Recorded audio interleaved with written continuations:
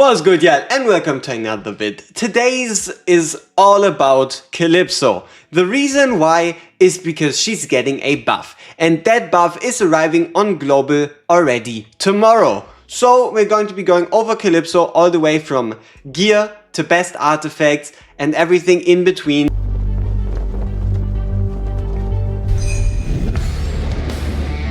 Our research begins.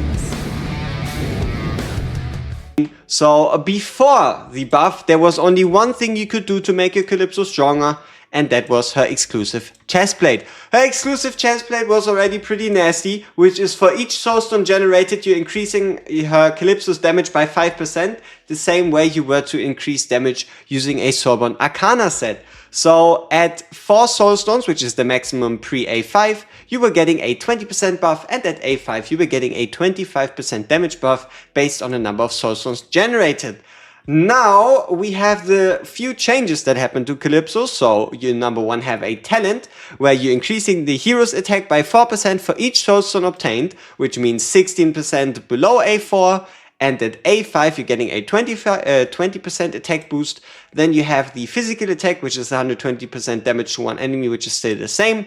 And then Evil Power with a 7-second cooldown. After 7 attacks, the next attack deals 250% damage and inflicts vulnerability. This vulnerability is new, so now you have a 20% vulnerability with 7 seconds duration on a 7-second cooldown, meaning 100% uptime thanks to Calypso, as well as each soulstone increasing damage by 20%. Once again, something that stacks if you do happen to obtain an A5 Calypso. Next up, Evil Protection. The caster and soulstones gain the Eldritch God's Blessing every 25 seconds, triggering 2-hit combos on attacks for 10 seconds. This is still the same, no changes there. Same for the Seer Stones, where you generate one Seer Stone that deals 30% damage to Calypso's target every time she attacks, up to 4 instances of Soulstones, 5 with A5. So the other change is her A1, and that is it became even better. Before that we only had when Seer Stone deals damage increases rage by 5. Now you also increase the initial rage by 500. Why is that relevant? So the way for Calypso to start dealing damage is to get her soulstones out as soon as possible.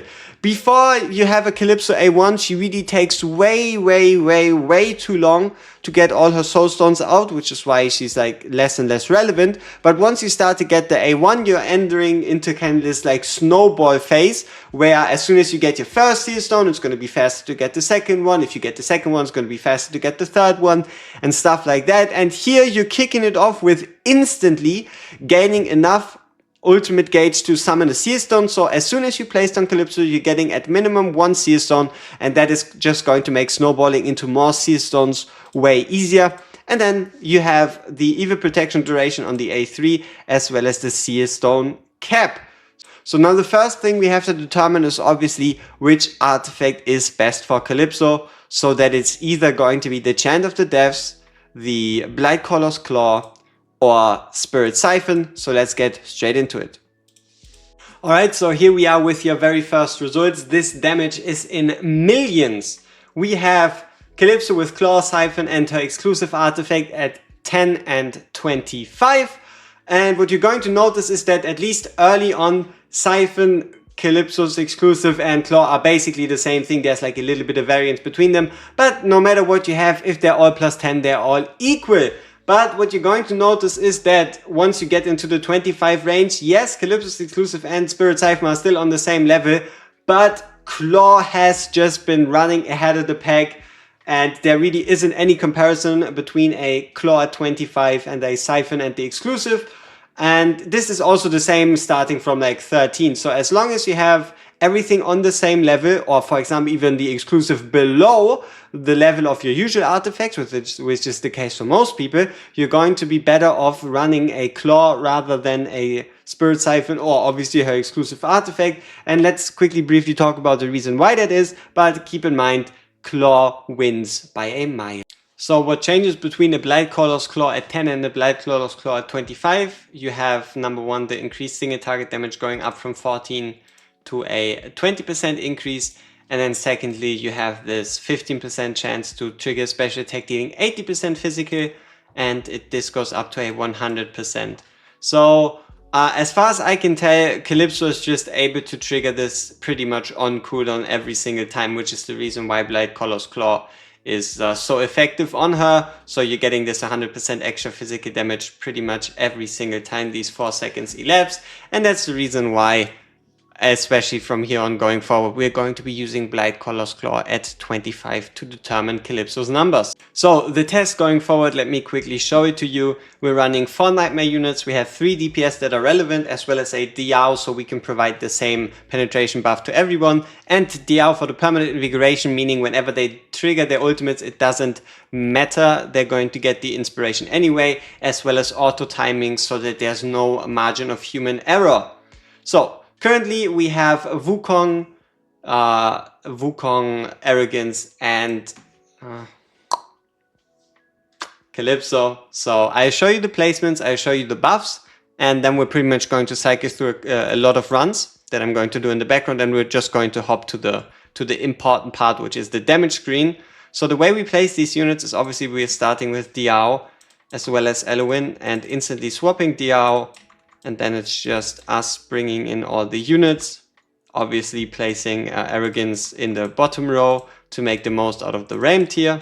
It's just the best artifact for him in this situation. And now have a look at this. We have Wukong with the 20% penetration. We have Arrogance with the 20% penetration.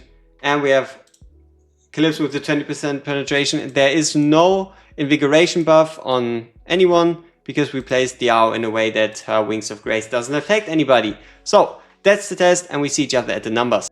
Alright, so here we are for our very first Everybody A0. Arrogance as the baseline, Wukong as the one to aim for, and Calypso obviously as Calypso. So you can see with Everybody A0 we have 85.9 million on Calypso, 110 on Arrogance, and 125 on Wukong. Now this doesn't look like much, and it kind of looks like Calypso's somewhat trash, but first things we have to go about is obviously the gear set, so you know that everything is basically legit. So let me show it to you on Arrogance. So from Arrogance we go to gear, we go to the Foundry, and then, no, not the Foundry, my bad. Quick change, plan, and we have, right here we have our test sets, which is SA test 2 is Arrogance, SA test 1 would be a change of -3 attack speed and -43 attack, so you can say these sets are equal. And then a change to Wukong's gear would be a increase by 140 attack, but a decrease by 25 attack and a decrease of 4% attack, crit damage. So overall these sets are basically the same. And let's jump to another run, and in this one, instead of us using Calypso, we're going to be bringing in Faixia, and you see the reason why. And that is, if we check out Calypso, you see that we have this 7-second vulnerability application by Calypso, meaning Calypso herself makes the numbers of Wukong and Arrogance look more impressive. So let me show you what damage we are looking at if we weren't to include Calypso's vulnerability as a benefit to the other. So now we ran the same thing by just introducing Faixia, who is also getting her rework tomorrow, and you can see that we have pretty much a major decrease in damage on Arrogance and also a decrease on damage for Wukong. Obviously Wukong probably hit here a bit better RNG wise, but what you can see is that now, if you were to compare Arrogance's numbers before and after with Calypso, you see that they are pretty much closer together, way closer together, and that is with every one of those being A0. So here you have then, and then you obviously can see the impact, right? So it's at minimum 7 million for Wukong, and it's a massive 20 million damage increase to Arrogance, which should give you a good idea of how important it is to obviously have vulnerability in your team, but also to be able to bring it through a Calypso, which pretty much has almost 100% uptime on it. So now on to the next one, which is going to be Everybody A1. So this is with Calypso being A1, and obviously it's not super noticeable, but you can see an increase of 5 million, which is like 7-8% increase. And the reason for that is just because Calypso can obviously start faster and then go stronger. Keep in mind though, the longer the fight, the less impactful that buff truly is. Because if Calypso usually has the time to just get to her state, the couple 30-40 seconds extra, however long it might take, it obviously diminishes the effect of it. But it is really to the point where in most content, if you bring in a Calypso A0, it doesn't feel like she's ever going to like get going. So this increase in rage is already like a huge plus. And you're gonna notice later down the line that it has even more of an impact than you might think. Alright, now everybody A3. As usual, King Wukong at the very tippity top with 165.794 million, followed by Arrogance at 108, which is interesting because this Arrogance has basically done around the same damage as a A0 Arrogance did, but he is on A3. The real reason for this is obviously Arrogance doesn't really do that much damage against burning targets, with him being the only one applying burning owning during his ultimate. And then lastly you have Calypso at 104.2 million, which is an increase of 13 million just from bringing her to A3 in comparison to the A1. Lastly we go to the A5 and then we'll actually give her an exclusive gear, and that might just blow your mind. Alright, so here we have the final numbers for A5s, and that is Wukong at 240, Arrogance at 145, and Calypso at 117. Once again, keep in mind Calypso is providing the vulnerabilities, and overall, I mean, we have a half decent set. We're just running a Diao, and an Eloin, and that's the only thing, and Calypso can put out 117 million, which is nothing to sneeze at. But what we also have to acknowledge is that it really isn't all that much, but this is where the special sauce comes in. This is where Calypso's exclusive gear comes in. Alright, so we've swapped out the left side Warlord for Wicked Vengeance, and we've introduced Calypso's exclusive breastplate, as well as swapped out one piece of crit damage on the right side to one piece of attack percent, giving us overall, if we compare it to the sets we've been using the whole time, still pretty much the same thing. So you'll see, if we were to swap to Wukong's gear, we would lose a massive 13 attack speed, gain 1.5% crit damage, and lose 80 attack. So once again, these sets are basically the same, and it's time for us to see what the damage increase is based on every source. So the last time we look at this screen, this is what a A0 Calypso looks like. You can also notice that Wukong's damage wasn't as extreme this time. But yeah, A0 Calypso with exclusive gear already coming in at 96 million. We'll fast forward, get all the results for A0, A1, A3, A5, see each other on the damage results, as well as then doing a full potential run where we pretty much try to push Calypso as high as possible. So, Calypso's exclusive gear, what it do? Let's check out the damage numbers. It is exactly the same value of gear. It is just the difference of, so it's the same substats. It's just the difference between having the exclusive gear and not having it. So Calypso A0, Calypso A1, 85, 91 respectively. Calypso A0 with exclusive gear, 96.6 million, meaning that a A0 Calypso, as long as she has the exclusive gear, is skipping one soul stone to still deal more damage. Next up, Calypso A3 at 104.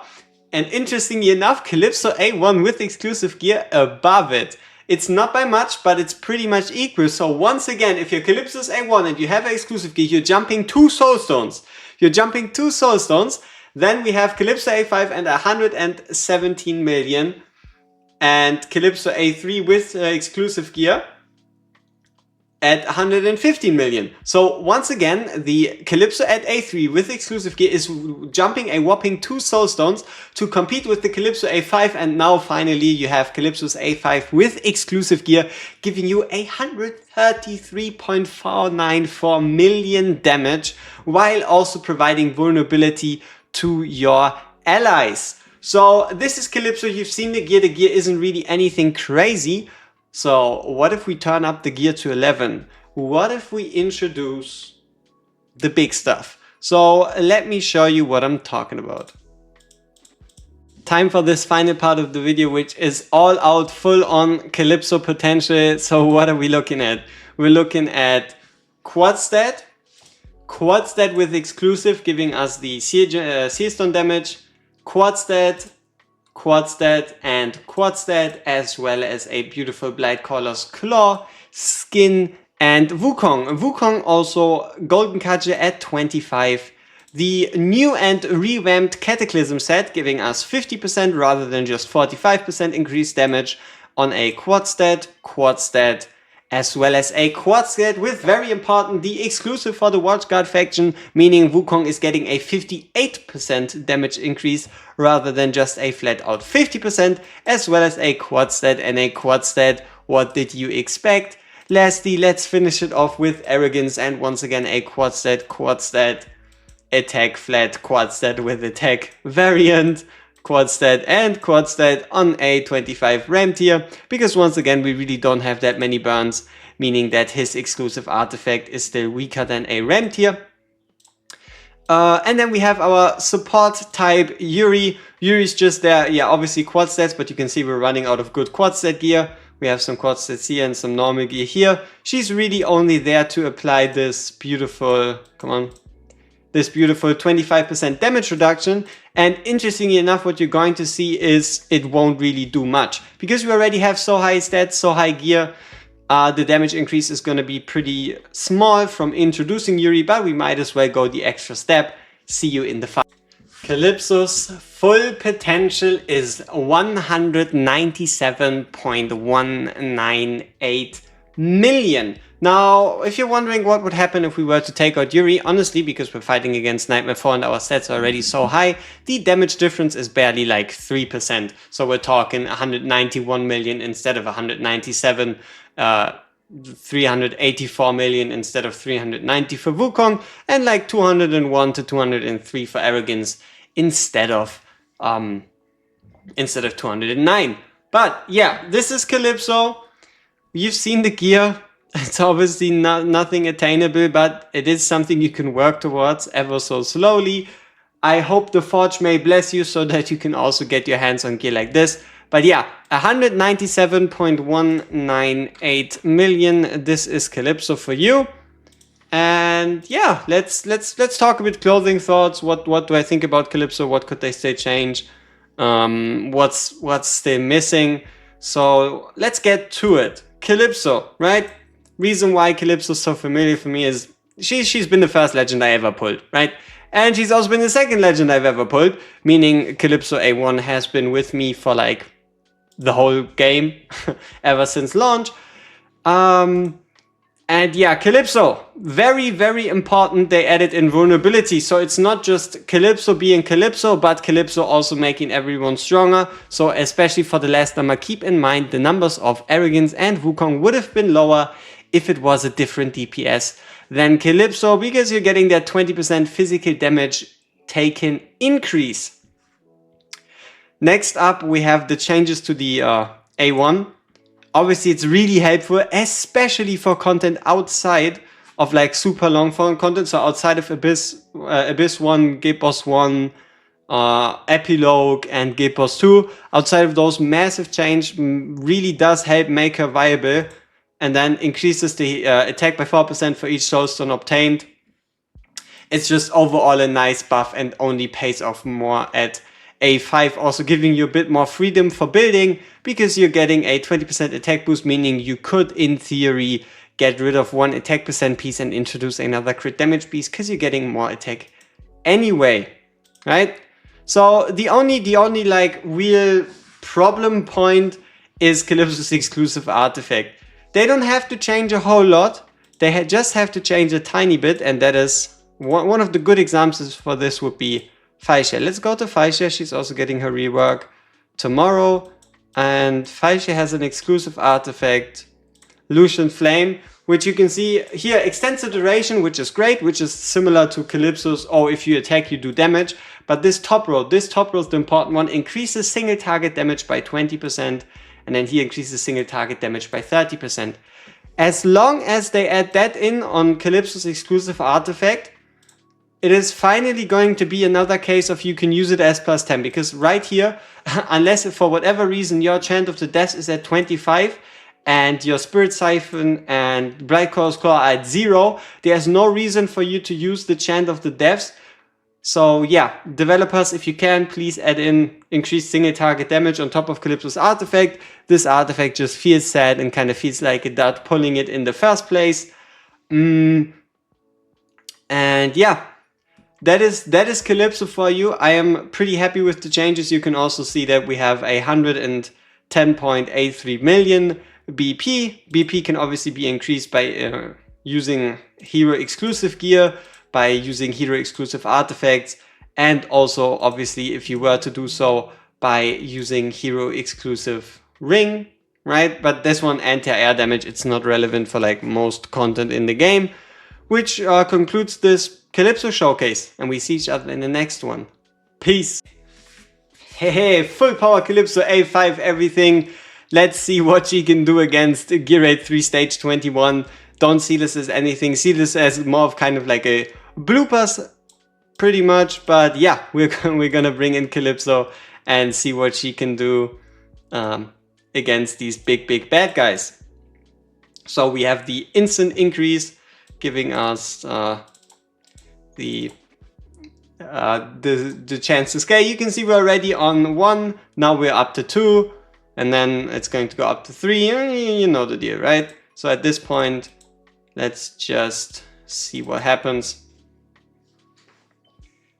We could have probably put in Laura to give Calypso a bit more, but yeah.